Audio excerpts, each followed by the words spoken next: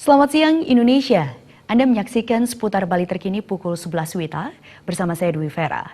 Maraknya peredaran togel di pedesaan dan perkotaan mendapat perhatian khusus dari Kapolres Buleleng. Kapolres menegaskan, kebiasaan buruk berjudi di masyarakat harus dikurangi. Perintah tangkap langsung pengedar togel merupakan instruksi Kapolda Bali. Peredaran judi togel ibarat angin dapat dirasakan tapi sulit ditangkap. Sukawijaya menambahkan pengedar togel jangan senang dulu, karena setiap polsek di Buleleng kini diberi perintah untuk menangkap pengedar togel di kota maupun desa. Polsek Busungbiu dan Polsek Kota Singaraja baru-baru ini berhasil meringkus pelaku togel. Kapolres menegaskan kebiasaan buruk berjudi di masyarakat harus dikurangi.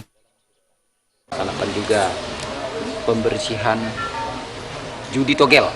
Jadi karena memang perintah langsung Bapak Wakapolda. Ya, sebenarnya perintah langsung Pak Kapolda melalui Pak Wakapolda. Jadi untuk wilayah-wilayah yang kira-kira masih ada judi togel, kita laksanakan penangkapan. Jadi sampai saat ini kita sudah melakukan penindakan atau penangkapan terhadap 11 TKP. Ya, ada 11 TKP yang sudah kita dapat untuk pelaksanaan judi togel. Jadi ini semua kita proses, semua kita ajukan. Ya, kami juga mohon dukungannya.